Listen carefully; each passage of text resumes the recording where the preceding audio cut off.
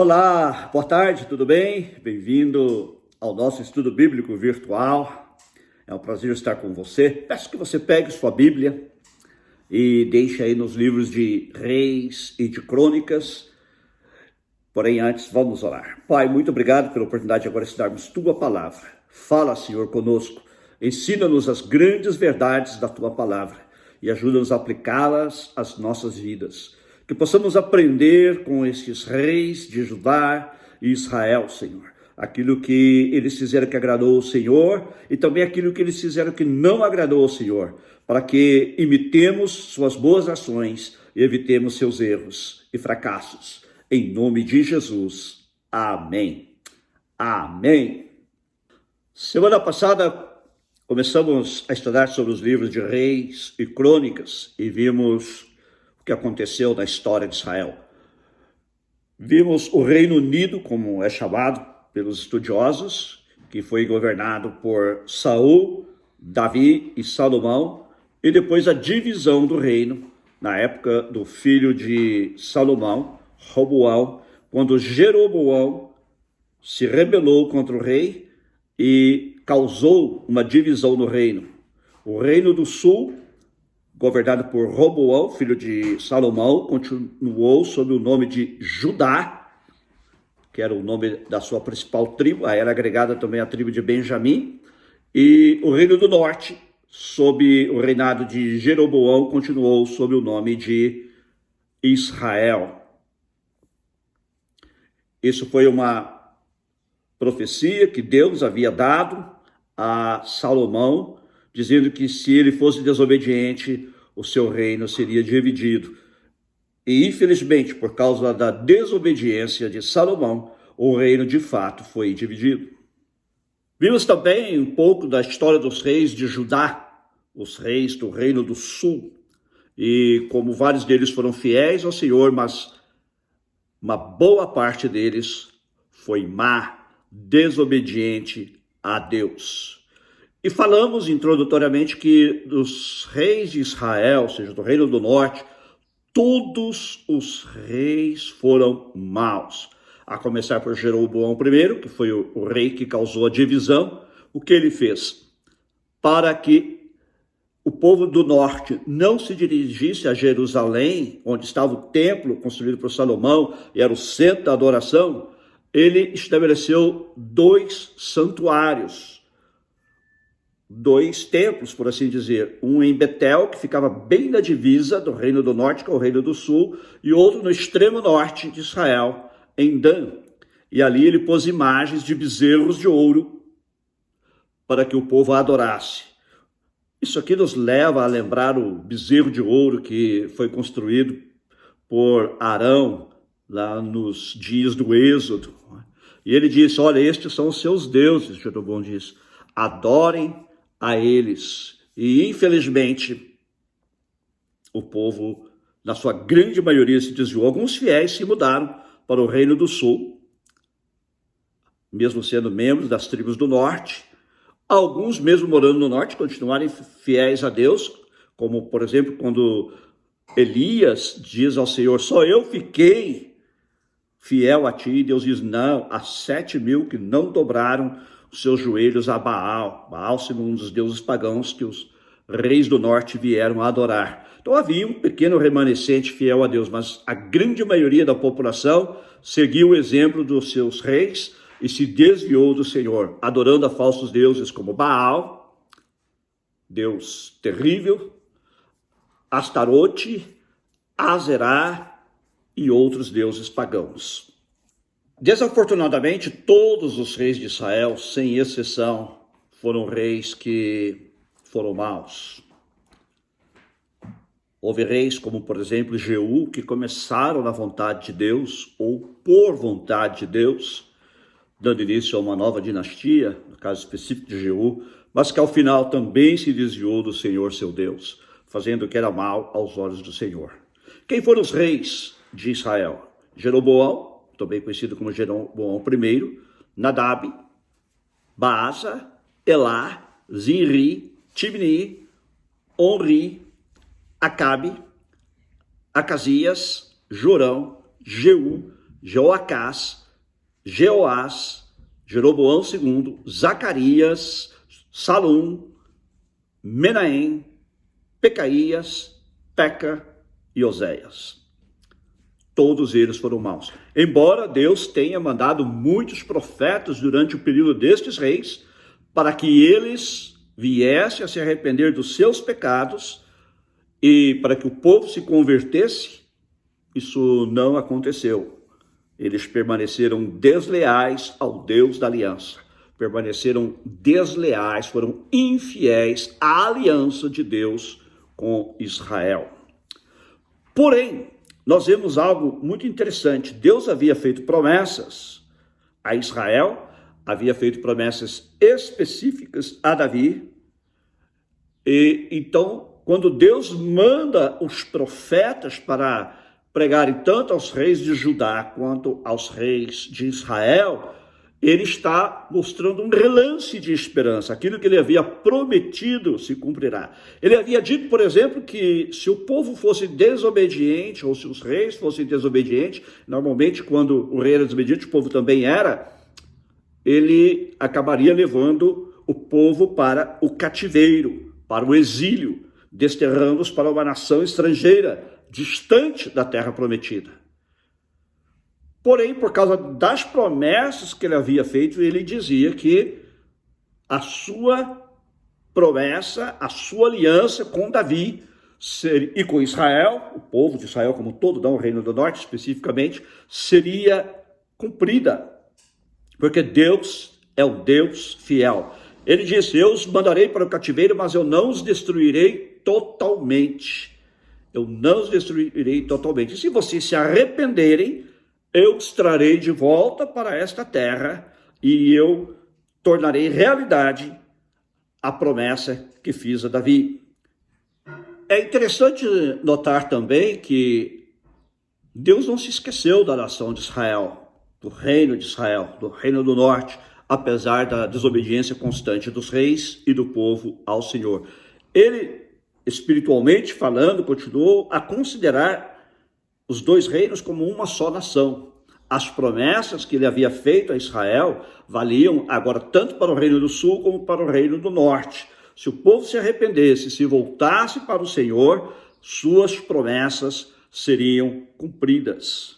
Era uma questão, então, de obediência à aliança que Deus tinha feito com seu povo. E no caso dos reis, especificamente, também obediência à aliança que Deus havia feito com Davi. Para advertir o povo, Deus levantou vários profetas, tanto no reino do sul como no reino do norte, para que os reis e o povo se conscientizassem dos seus pecados e se voltasse para o Senhor. Conforme vimos, houve alguns reis de Judá que foram bons, porém, mesmo assim, muitas vezes o povo continuava sacrificando a deuses pagãos. Houve um avivamento na época do rei Ezequias, outro na época do rei Josias, mas de um modo geral, o povo estava longe de Deus. Então, a função dos profetas, que nós já explicamos quando falamos sobre a diferença entre profeta e sacerdote, era servir como a boca de Deus. A palavra profeta, na verdade, quer dizer porta-voz. Então, os profetas eram porta-vozes de Deus. Eles funcionavam como os porta-vozes de Deus para advertir o rei e para advertir o povo a voltar-se para o Senhor, seu Deus. A divisão dos reinos se deu no ano 930 a.C., aproximadamente.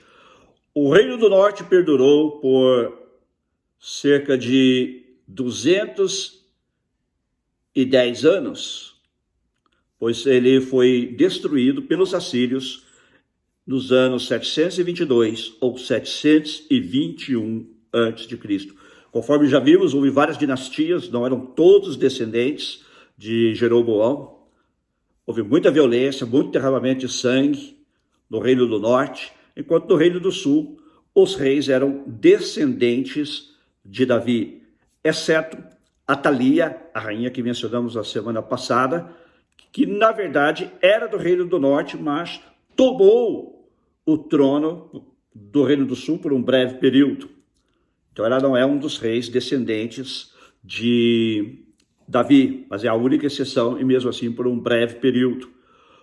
O Reino do Sul, por sua vez, durou do ano 930, o ano da divisão, até o ano 586 a.C., quando os babilônios tomaram Jerusalém. Eles a destruíram, eles a saquearam e eles atearam fogo à cidade. O povo de Israel, no ano 721 a.C., fora levado para o exílio da Síria, do qual nunca mais eles retornaram. Enquanto o povo de Judá, o povo do Reino do Sul, foi levado para o exílio da Babilônia, no ano 586 a.C., porém, depois de 70 anos, conforme a profecia dada por Jeremias, eles regressaram à sua terra. Quais foram alguns dos principais profetas que ministraram nos dois reinos nesse período? O profeta Elias, ele profetizou o reino de Israel, profetizou o reino do norte, entre aproximadamente os anos 870 a 845 a.C. Conforme eu disse, Elias é o profeta mais famoso e ele é o segundo principal profeta de Israel após Moisés.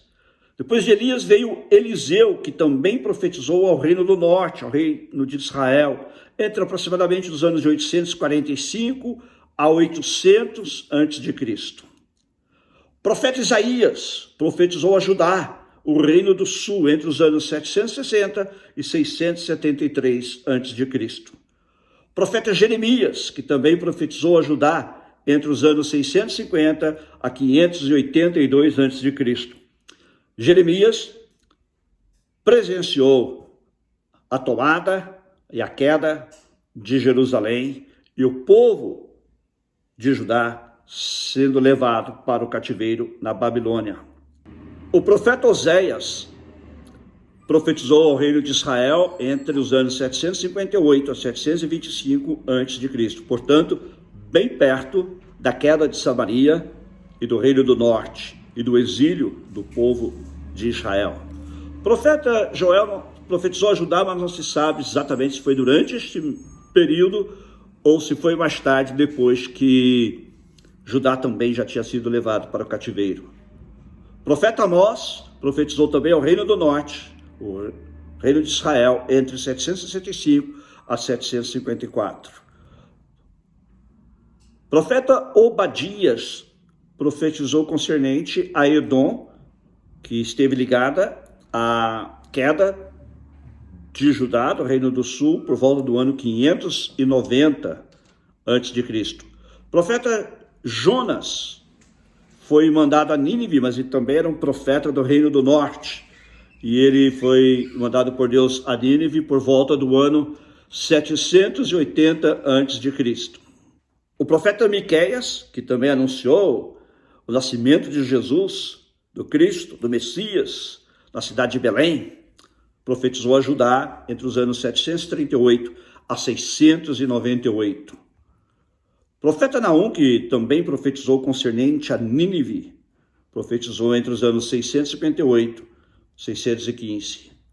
Abacuque profetizou a Judá entre os anos de 608 a 598.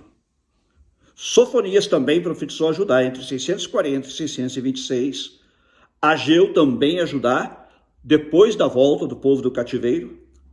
Zacarias também depois da volta do povo do cativeiro. Ele profetizou em Judá entre 522 e 509. E Malaquias a Judá por volta do ano 465. A maioria desses profetas, então, conforme vemos, foi usado por Deus para advertir tanto o povo do Reino do Norte como o povo do Reino do Sul do perigo da desobediência a Deus, de que Deus cumpriria a sua palavra, de que se o povo fosse desobediente, ele seria levado para o cativeiro. E foi o que aconteceu. Os assírios invadiram o Reino do Norte, tomaram sua capital Samaria e desterraram o povo de Israel para regiões pertencentes ao Império Assírio. A Síria estava localizada no norte do que hoje é o Iraque e também alguns países vizinhos. E para lá foram levados os israelitas, que, como eu disse, jamais voltaram do cativeiro. Por outro lado, os assírios trouxeram povos de outras nações e os colocaram na terra que era o Reino do Norte, e ali eles se misturaram com os poucos israelitas que permaneceram na terra, dando origem aos samaritanos. Quando lemos o Novo Testamento, especialmente os evangelhos, vemos que os judeus e os samaritanos não se davam bem, eles não se comunicavam bem. Lembre-se do episódio de Jesus e a mulher samaritana, em que ela dizia: vocês, os judeus, dizem que em Jerusalém se deve adorar a Deus. Porém, os nossos pais adoravam aqui neste monte, no Monte Gerizim. Que é isso? É uma referência ao fato de que seus pais eram uma mistura de israelitas que haviam permanecido na terra com os povos pagãos que foram trazidos de outras regiões, dando origem então a esta raça mista chamada samaritana, um povo que era desprezado pelos judeus, mas que Jesus amou e Jesus considerou. Quando ele deu a ordem aos discípulos para que fizessem discípulos de todas as nações, ele disse: vão por todo mundo e façam discípulos de todas as nações. Ele diz: vocês receberão o poder do Espírito Santo e serão minhas testemunhas, tanto em Jerusalém como em toda a Judeia e Samaria. Jesus considerou a Samaria como povo tão necessitado do evangelho quanto os judeus. E ele acrescentou: e vão também até os confins da terra. Nós não podemos fazer nenhuma separação de povos, não podemos discriminar, porque Jesus, Deus, ama a todos igualmente. Deus amou o mundo de tal maneira que deu seu Filho unigênito para que todo aquele que nele crê não pereça, mas tenha a vida eterna. Como foi o ministério desses profetas? Alguns profetas foram relativamente bem-sucedidos, como, por exemplo, no caso de Isaías, que já mencionamos na semana passada. Ele profetizou durante o reino de Ezequias, e Ezequias foi um homem segundo o coração de Deus. Ele imitou seu antepassado Davi, foi fiel a Deus e até promoveu uma reforma religiosa, um avivamento nos seus dias, embora este avivamento tenha tido um alcance limitado, porém foi um avivamento, foi um grande avivamento, eu diria. Então, podemos dizer que Isaías foi um profeta relativamente bem-sucedido. Porém, a maioria dos profetas tiveram um bom ministério, cumpriram sua missão. Do ponto de vista de Deus, foram fiéis e realizaram seu ministério. Mas do ponto de vista de alcançar as pessoas com a mensagem do arrependimento, infelizmente, por o povo não lhes dar atenção, podemos dizer que, de certo modo, até certo ponto, seu ministério foi aquém daquilo que eles esperavam. O próprio Elias, que já mencionei, se desesperou, né? Achando que ele era o único que tinha permanecido fiel em Israel. E Elias, sabemos, profetizou no tempo do rei Acabe, que foi um dos piores reis de Israel. O rei Acabe se casou com uma mulher fenícia, Jezabel, e ela o influenciou grandemente para o mal. E durante os dias de Acabe, Israel se desviou totalmente de Deus, permanecendo como o próprio Deus depois revelou a Elias apenas os profetas e mais 7.000 que não dobraram seus joelhos a Baal. Semana que vem, Deus permitindo, falaremos um pouco mais sobre os profetas Elias e Eliseu, os profetas de fogo e água. Muita gente, quando pensa no profeta Elias, pensa no profeta de fogo, porque ele orou e Deus fez com que descesse fogo do céu. Mas nós veremos que, na verdade, ele também foi um profeta de água. Você vai entender semana que vem. Mas eu quero chamar sua atenção para mais alguns aspectos da história e do desenrolar da história do povo de Deus, tanto do Reino do Norte como do Reino do Sul, e também para o cumprimento das profecias. Alguns dos temas mais importantes, especialmente nos livros de crônicas, ainda que também, claro, nos livros de reis, mas especialmente no livro de crônicas, são o valor dos propósitos de Deus e seu cumprimento. apesar da desobediência, Deus permanece fiel. Essa é uma grande lição para nós. Mesmo quando somos desobedientes, diz o apóstolo Paulo, Deus permanece fiel, porque ele não pode negar-se a si mesmo. Ele havia feito promessas ao povo de Israel como um todo e havia feito promessas específicas a Davi. E Deus é um Deus de promessas, Deus de aliança, e ele cumpre o que promete. É claro que estas promessas estavam, muitas delas, ligadas a condições. Se vocês forem fiéis, eu farei isso. Se vocês cumprirem isso, eu realizarei aquilo. Mas houve outras promessas que Deus fez que foram incondicionais, como a promessa que ele havia feito a Abraão, no começo da história de Israel, quando ele diz, eu te abençoarei, farei de você uma grande nação. Ele não impôs nenhuma condição a Abraão, nesse caso. E depois ele diz a Davi que haverá um descendente de Davi que vai se sentar no trono para sempre. Nós sabemos que este é o Messias, Jesus. Então, os livros de Crônicas nos mostram essa continuidade dos propósitos de Deus. Deus não volta atrás em seus propósitos. Apesar dos pecados de Israel, Israel é o seu povo escolhido, e ele vai cumprir o seu desígnio, o seu plano para com Israel. Outra coisa que recebe muita ênfase nos livros de Crônicas é o templo. O templo de Jerusalém, construído por Salomão. Quando você lê a história de Salomão, você vai ver que vários capítulos do livro de Crônicas são dedicados, também no livro de Reis, à construção e à inauguração do templo por Salomão. O templo era como que uma continuidade do tabernáculo que Deus havia mandado Moisés construir no deserto. Em ambos os casos, foi Deus quem deu o plano. O povo trouxe ofertas voluntárias para contribuir. E tanto o tabernáculo como o templo eram o centro da adoração a Deus. E Deus havia estabelecido que os hebreus fiéis do sexo masculino tinham de comparecer ao local da adoração, que veio a ser Jerusalém, pelo menos 3 vezes por ano. Nós já falamos sobre isso quando enfatizamos as festas do Velho Testamento. Além do templo, claro, há a lei, que é o padrão, vamos dizer assim, o espelho para o qual o povo olha para ver se está cumprindo a vontade de Deus.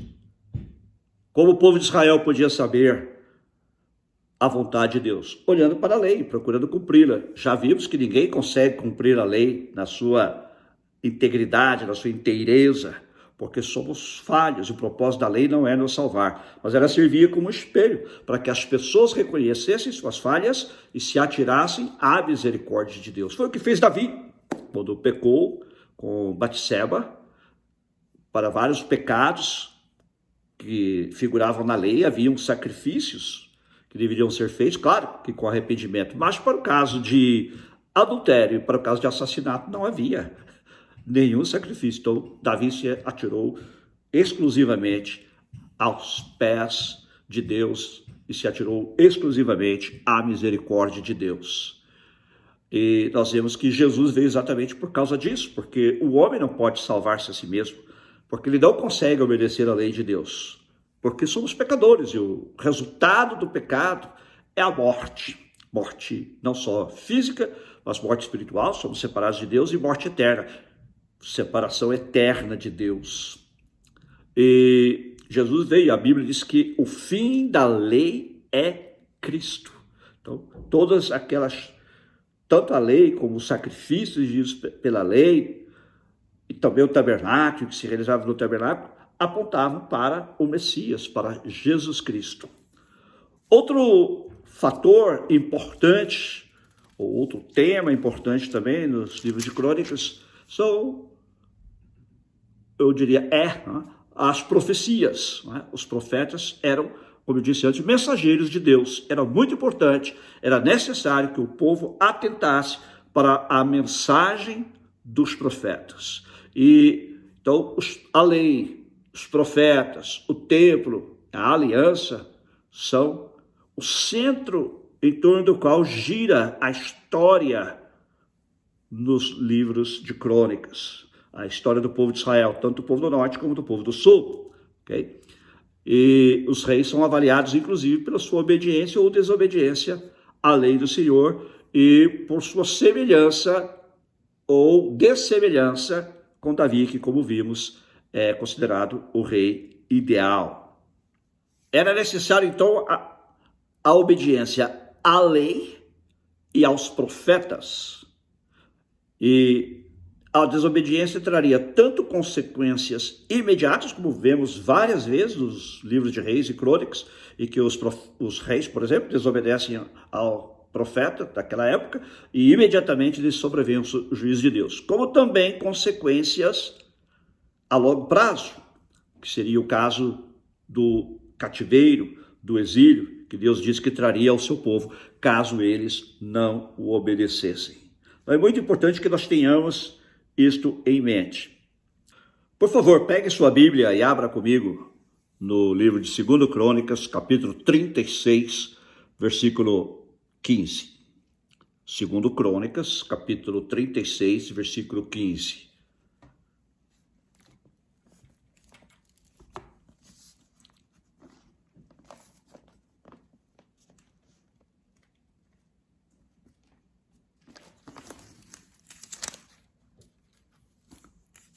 Diz assim a palavra do Senhor. O Senhor, Deus de seus pais, sempre de novo falou-lhes por meio dos seus mensageiros, porque teve compaixão do seu povo e da sua própria morada. Esses mensageiros eram os profetas. Esta palavra está sendo dirigida mais especificamente ao reino do sul. Mas eles zombaram dos mensageiros de Deus, desprezaram as palavras dele e debocharam dos seus profetas, até que a ira do Senhor veio sobre o seu povo e não houve mais remédio. O que foi dito aqui a respeito do reino do sul também se aplicou ao reino do norte. Deus mandou seus mensageiros, seus profetas, para advertir os reis e o povo, para que se voltassem por eles. Diz Deus aqui que ele mandou esses profetas por causa da sua compaixão pelo povo. Deus era um Deus compassivo. Ele deu muito tempo ao povo para que se arrependesse. Foram séculos. Imagine, do ano 930 ao ano 721, quando foi destruída a cidade de Samaria e o povo do Reino do Norte foi levado para o cativeiro, passaram-se aproximadamente 210 anos, tempo de sobra para que o povo se arrependesse. Enquanto que no caso do Reino do Sul, Deus deu até mais tempo, foi do ano 930, o ano da divisão, até o ano 586. Então temos aí mais de 350 anos também para que o povo se arrependesse. E vemos que, infelizmente, na descrição da palavra de Deus, eles zombaram dos mensageiros de Deus, eles desprezaram as palavras de Deus e debocharam dos seus profetas, até que a ira do Senhor veio sobre o seu povo e não houve mais remédio, não houve mais cura. Chegou uma hora que Deus falou, agora chega, deles tempo para que se arrependessem.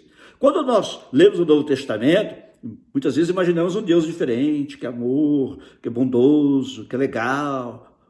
Deus é nosso Pai, amoroso, Ele nos ama como Ele amava Israel, mas Ele é o mesmo Deus.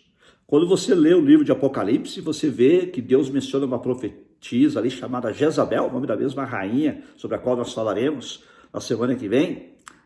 E Deus disse assim, dê-lhe tempo para que se arrependesse. Então Deus continua sendo o mesmo Deus. Ele nos dá um tempo para nos arrependermos. E Deus espera que nós nos arrependamos. Ele não vai forçar você ao arrependimento.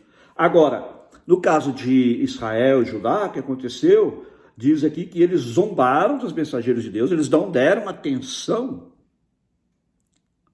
aos profetas que Deus lhes mandou, eles desprezaram a palavra de Deus, até que a ira do Senhor veio sobre eles e não houve mais remédio.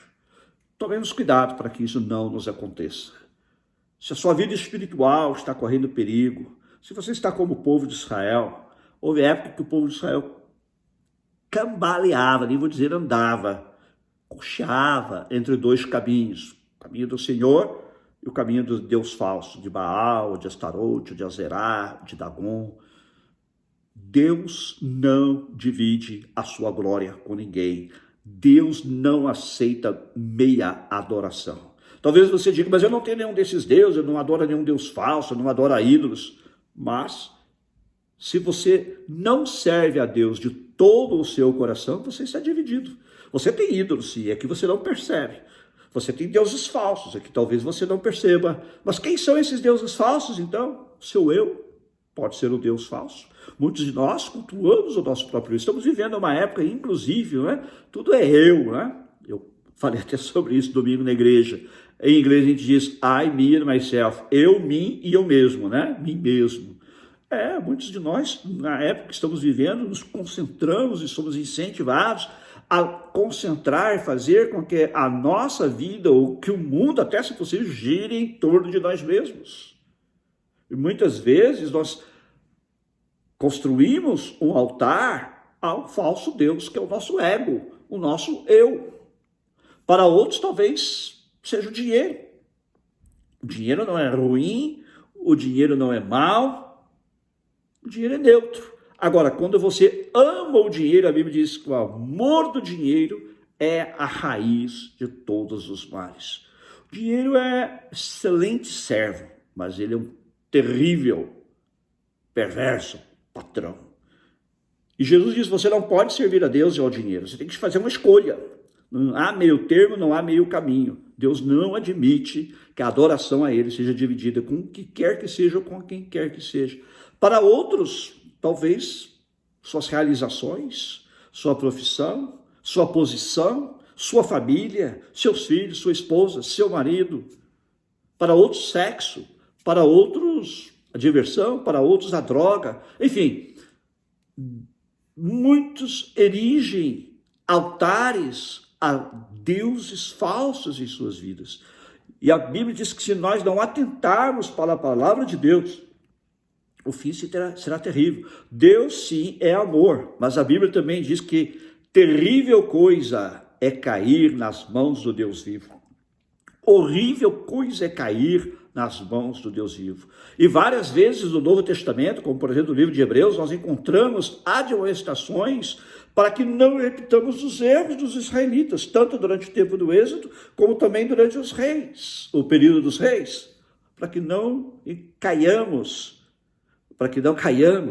não incorramos nos mesmos pecados, porque o desvio, a apostasia nos leva a nos separar de Deus, e a Bíblia diz que uma terrível expectativa de juízo nos aguarda se nós assim o fazemos.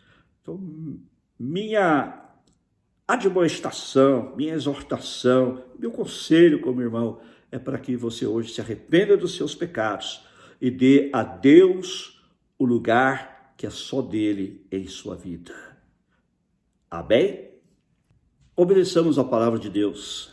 Sejamos fiéis à palavra de Deus para que não nos aconteça coisa semelhante ao que aconteceu com o povo de Israel e também com o povo de Judá. Sejamos leais ao nosso Deus, sejamos fiéis ao nosso Deus. Se há pecados dos quais você precisa se arrepender, faça-o hoje. Arrependa-se dos seus pecados. Se há coisas que você precisa abandonar e você não tem força para abandonar, diga a Deus, Deus, eu não consigo, mas dá-me a tua graça, dá-me o teu poder. Lembre-se da oração que Jesus nos ensinou. Não nos deixes cair em tentação, mas livra-nos do mal. Deus nos guarda da tentação, mas para não incorramos na tentação, nós precisamos fugir dela. Com a graça, com o poder de Deus, você pode fugir da tentação. E Jesus também diz, livra-nos do mal. Peça a Deus que te livre, que te liberte. Liberte você daquilo que te impede de servi-lo de todo o seu coração. Daquilo que é um obstáculo em sua vida, que você entregue-se totalmente, sem restrições ao Senhor. Minha oração é para que você se arrependa e para que todos nós nos mantenhamos fiéis ao Senhor. Gostaria agora de orar com você. E se você também ainda não recebeu a Cristo como seu Senhor e Salvador, quero orar por você para que você o faça agora. Oremos. Pai, eu te agradeço porque a tua palavra encerra muitas lições preciosas para nós.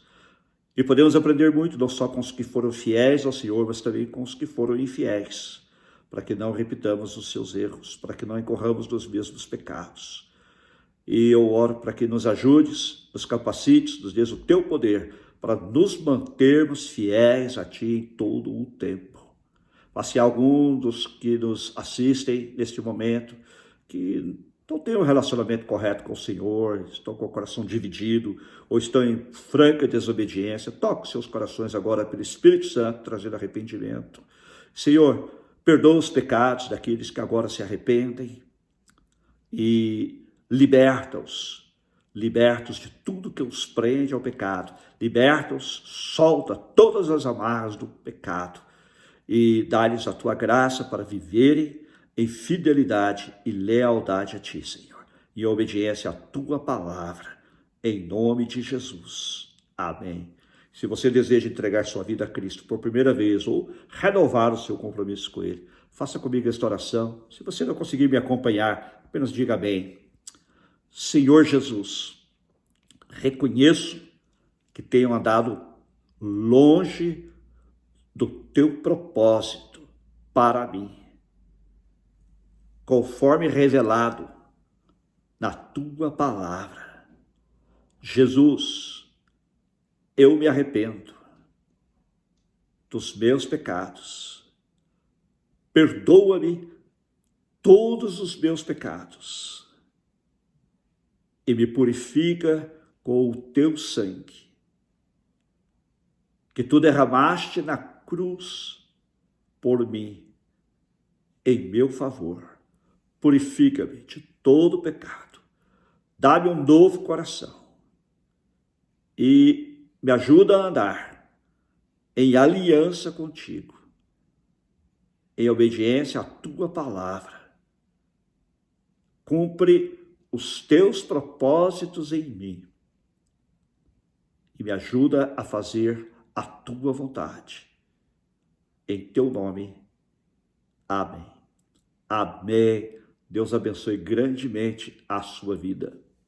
Quero pedir mais uma vez que você, por favor, compartilhe este estudo da Palavra de Deus com seus amigos, seus familiares, no Facebook, no YouTube e outras mídias sociais, para que mais pessoas sejam alcançadas com a Palavra de Deus. Muito obrigado. E domingo estaremos com o nosso culto às 4 horas da tarde, horário de Los Angeles, 9 horas da noite, horário de Brasília.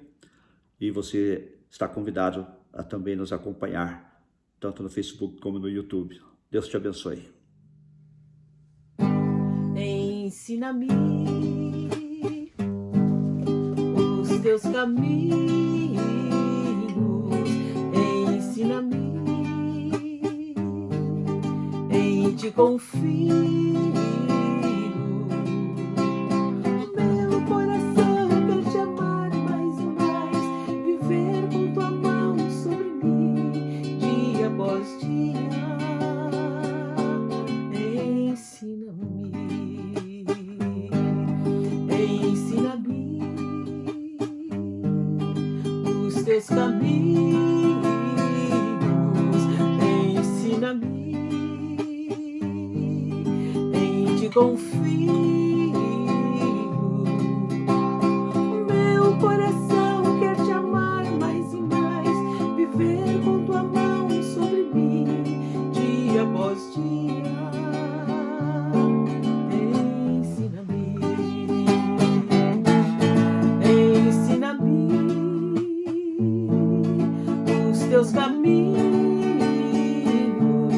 ensina-me, em ti confio. Meu coração quer te amar mais e mais, viver com tua mão sobre mim, dia após dia. Ensina-me. Meu coração quer te amar mais e mais, viver com tua mão sobre